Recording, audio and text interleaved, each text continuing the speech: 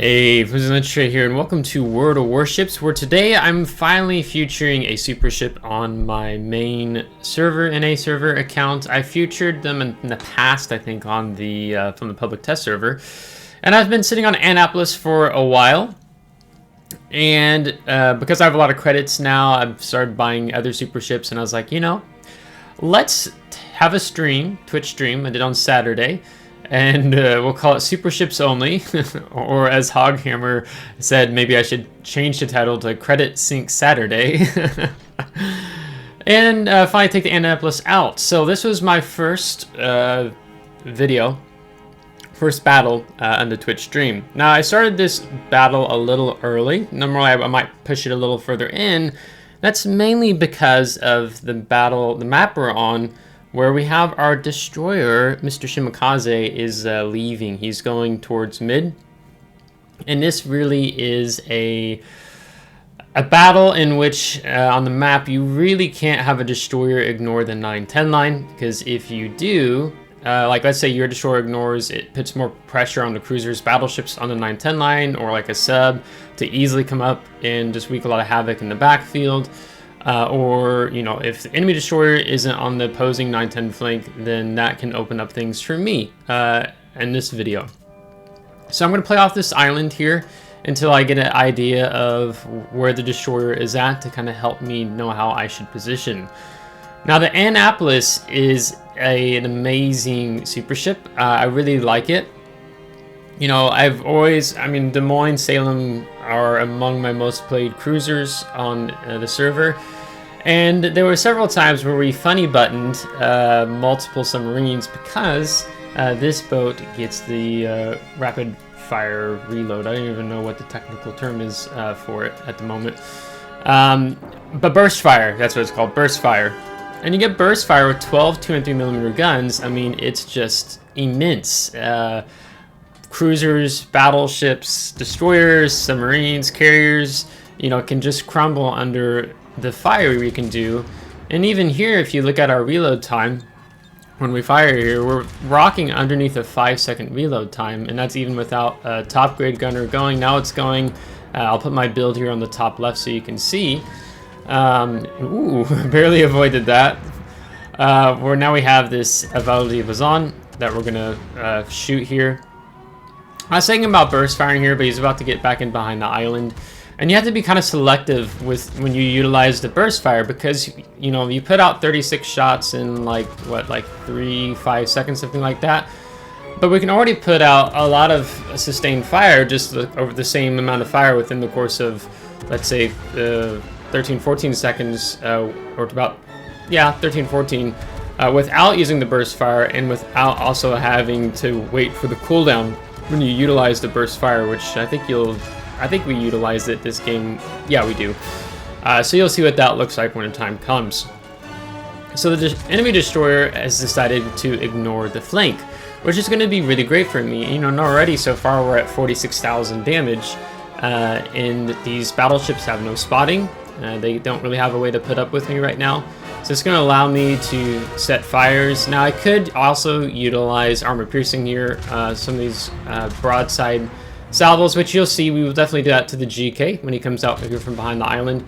But I'm trying to set fires. I'm being a little bit greedy in the start of this battle for damage. I'm looking for potentially a big damage game. And so we get another fire here. And, you know, with the Avel Di Bazan kind of sitting there, he's moved up now towards the 7 line in between the islands, but I'm still being mindful of the threat of torpedoes, and I'm at such an angle where, you know, he didn't come back out here where the GK is to torp us, so I don't really need to use Hydro. I just utilize the corner of the island. We're going to preemptively pop a repair party here, and now we're going to start laying into the GK. One of the weaknesses of the GK is if you want to get all the main batteries going, the turret firing angles, you have to end up showing a lot of side. And so GK is showing us a lot of side. And so we're getting some really nice damage salvos here. You know, it's a 8,900 salvo. This one's going to be a 3,600. You've seen 5,000 there too. And I was thinking about burst firing him here because I turn out as he fires at us. So when we're playing with our throttle, but then we're not going to be able to secure the kill because the Vermont is going to go ahead and wipe him off the map for us. as we utilize our DCP. We start taking some shots at the Mecklenburg now with high explosives, see if we can't set a fire. And then I decide, well, we can't see him. I'm not going to risk an open shot here and get spotted. But then at the same time, the Stalingrad decides to go ahead and use his radar. He's sitting off the island there on the 7 line, EF7. And I was wanting to turn in, but now I'm being prevented from turning in. Because if I turn in, I don't want to eat an armor-piercing broadside from the Mecklenburg. So we're just going to play with our rudder, our propulsion, see if he takes a shot or not. He doesn't. And now we're going to go ahead and push in. Also noting our concealment is 11.0, and we have our 10-kilometer radar. I mean, it's pretty much almost the same ship as Des Moines Salem, of course. It's more similar to Des Moines than it is Salem.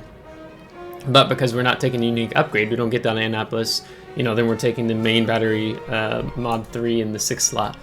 So we get that under 5-second reload time here. So now I feel pretty confident doing the Stalingrad. Again, I need to be mindful of Stalingrad. You know, I could have kind of worked the corner of that island there and not got spotted and just farmed him. But we've already kind of pushed up now. I need to be mindful of his armor piercing since it has such a really good penetration. He could Citadel us if I am not angled well enough. So we're going to go ahead and turn in, and still 10k salvo there, even though he didn't get a Citadel there or anything. And even with only half of our firepower in the front, you know, I can just be more comfortable sitting more bow in here because I don't want to unnecessarily trade hit points here because this Stalingrad is going to die. It's just a matter of time, you know, so we don't want to get overzealous here as I'm aiming for his bow, seeing if I can get like a fire on the bow. But in all reality, I could have just kept shooting the superstructure. And he's knocked out there, dying from the midway flood. Mecklenburg doesn't like us at all because we've been setting him on fire a lot.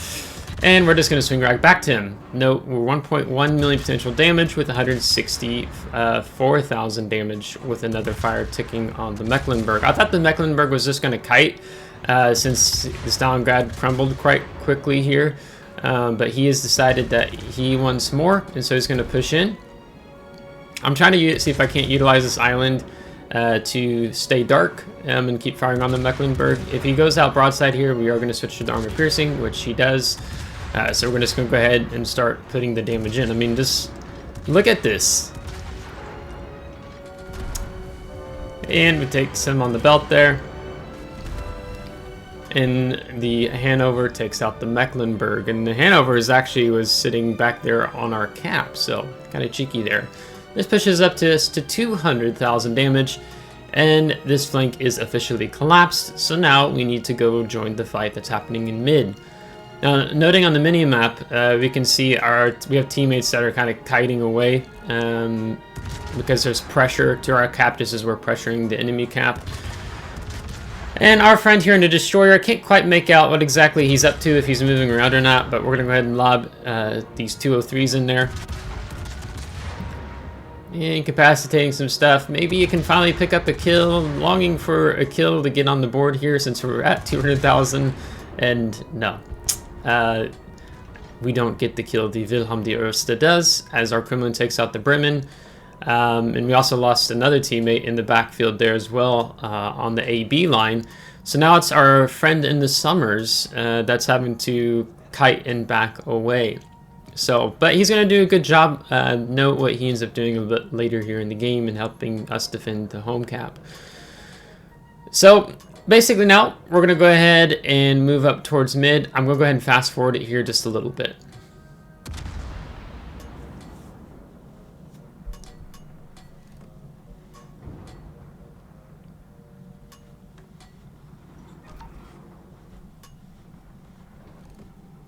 Alright, so now you can see we have the enemy bungo is moving into mid.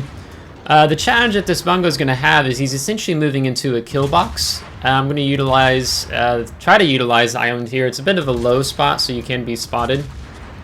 And he does go ahead and get a salvo out with 2 of his 457 turrets. So I'm going to try to turn in again. Yeah, maybe just an overpin in there, and we're able to bounce the other. So now I'm like, maybe we can get a kill here. And yeah, there we go. And we also have the firework destruction enemy effect, because what says Supership with having a fancy destruction effect? So our cap is being flipped. You can see the enemy daring is stepped on the cap, where our Summers, he didn't just leave and run up away towards the A line. He's actually utilizing the island there to help to put that between him and the daring. Now the daring has a 3-kilometer hydro, so that'll have to be something that the Summers has had to be mindful of, and hoping that our teammates are able to kind of respond and get in there. I can see there's a Jacksonville moving up towards the cap, if you look there on the mini-map. So I'm hoping to catch the Jacksonville, which is why I have the armor piercing loaded.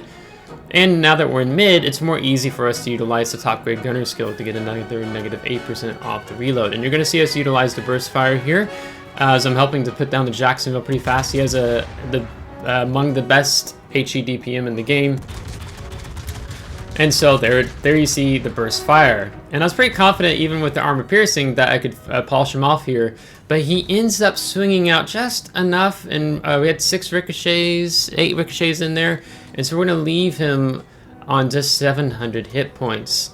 So I'm just going to have to call him out here. And now you see that slower reload time now that the cooldown is coming off the burst fire. Now, because we have adrenaline rush and whatnot, you know, the reload's coming off faster. But now we're going to have a Colbert, which I'm going to switch to armor piercing for him and try to lead him. I don't get the rear turrets in there. That's one of the things that you always kind of have to... You want to get as many turrets involved with Annapolis as much as possible, but it's just not always going to be a thing. There are going to be challenges there, as we have Halsey. So now we've proxied the main battery time reload because of having Halsey, and getting the Confederate was what I was trying to say. So now we have an even faster reload time. If you look with Adrenaline Rush and Top Grader effect, we're like a 3-second reload time happening when you see the turrets get reloaded. As the Petros coming to help us out here, I'm trying to be mindful of Kremlin's 457s if he decides to shoot us. I'm trying to play with my throttle because Colbert can definitely put out a lot of HE DPM, and you know, you can see we're avoiding the remainder of those salvos there from the Colbert, as we're gonna we've gone through our last heal now. I'm trying to be mindful that I don't want to just accelerate really quickly back into being spotted by the Kremlin here. But I definitely want all my turrets involved here. So 235,000 damage, we're going to keep going up with that. Because there's still a lot of action happening here in the game. And now we're going to go ahead and start moving up a little bit more now, because the Kremlin's about to leave our 16.2 main battery range. You could take the range mod on the 6th slot, but I like the DPM build personally, and that this is a cruiser that's built more for playing off islands and playing key objective caps. And I end up kind of purposely, actually, I end up going into the island here to short myself on the salvo. I was like, oh wait, I'm gonna get caught on this island. I'm like, oh, this is gonna work great, and it worked out that we were able to avoid the rear turret of the Kremlin, but now he's getting the rest involved, and we're going to utilize accelerating here. You know, we've got the propulsion mod on the 4th slot, and just take some overpins there on the rear. I'm going to keep putting the pressure on him. I'm also trying to be mindful of the main. You know, I can see there's 3 ships targeting me, 2. So, you know, there's Jacksonville trying to get on the action, and I don't want to just get eaten up by the main. So I decide, let's just go dark. You can see the Kremlin is really trying to knock me out here. 2.1 million potential damage. And I'm like, how do I want to play this? You know what? I think we'll just go ahead and farm the main, because there's a lot of hit points to be had over here. So, utilizing the smoke, I think it's an 8.3 smoke fire penalty here with Annapolis as we pick up high caliber. And now we're going to really start being able to pump out even more damage here. Again, watch the damage numbers from these 12-203s as he's going to start angling out here, so we're going to flip to high explosive. But, I mean, just going under this kind of sustained fire is, it's not really possible for a battleship to kind of withstand unless he's able to disengage, go dark, something like that, which in this case, he's not. So, again, you can see how much we're trying to utilize the corners of islands. You know, we got the island between the Kremlin and us, we got the island between the main and us. So once you've secured the kill box, it's actually really great to work out of here on this map, and just getting even more damage out. We've passed 308,000 damage now. Hoping to get the kill here. Yeah, and Shimkaze gets it. So, 315,000 damage, and we still got a Kremlin and the enemy CV on the board. So even more hit points still to be had yet if we're able to get involved here. So now at this point, we're going to go and push for Kremlin. I think one of the things that made this game really... I mean, we didn't get focused by the CV. You know, the destroyers weren't really a threat to us. So that really opened things up for us here. To be able to kind of assert our super ship dominance over the enemy team as the Shinano takes out our Wilhelm Diresta. So it really opened things out, and that there's a lot of good islands to utilize here in closing the distance and getting shots on enemy ships here. So with the 203s as well, you know, when you're firing more at longer range, I mean, here it's not too bad, but it's going to be more difficult if you take, if you try to extend out the main battery firing range on Annapolis, just because the shells are a bit lofty in terms of their travel time. I mean, you can totally do it. Of course, you know, Illinois is more with spec for that with her 12 203s. But it's not the same when you have such a fast reload time here on this super ship, this tier 11, if you will, Des Moines. That's just a beast. But all that to say, this ship is just really powerful and potent. I mean, I had other games after this where it was a Saturday, so you know, some teams were falling apart real quickly. It was hard to get a lot more big damage games necessarily. So that was a bit frustrating, to be completely honest. But Annapolis is a really fun super ship to play, and was one of the first I got, just because how much I like playing Des Moines and Salem and how much I enjoyed it when I played on a public test server like over a year or so ago. So post-battle results, that's Confederate, Dreadnought, High Caliber, and it was the Expert Efficiency badge we did pick up here. 326,000 damage with just 2 kills, so a little sad. I feel like I could have maybe squeezed a crack in here, but we just had a hard time securing several kills. But hey, we did definitely get the damage put in here, and only 8 aircraft shot down. Flipping over into the team score, we're going to top with 2,701 base XP. And I complimented our friendly div, the Bonky, and what is it? The guy wrecked. But the Summers did a good job in holding down our cap. So that was great to see. It's going to take us into the detailed report. You're going to see the damage flip here and what other ships we did. But we took 87,000, 49,000 from fires, armor piercing 144,000, 277,000 out of the main, the high explosive here. So just a beast that pushes out a lot of damage all said and done. And then even having that amazing of a good game, we had 144,000 credits earned. The super ships are definitely a credit sink. I played 10 super ship battles, some with the Conde also. And all said and done, I didn't lose any credits, but I think, I can open up my Discord server here. Well, actually, it's closed right now. But I think I had earned like 17,000 credits after 10 random battles and super ships. So we basically broke even, something like that. But if you've struggled, and this is with green economic boosters and premium account time, you know, no permanent economic bonus package on Annapolis. But if you struggle, you're playing a super ship and you're not playing with premium time, you're not taking at least the green credit economic boosters, then you're looking at pretty much just like being in the red every battle, even if you play really good.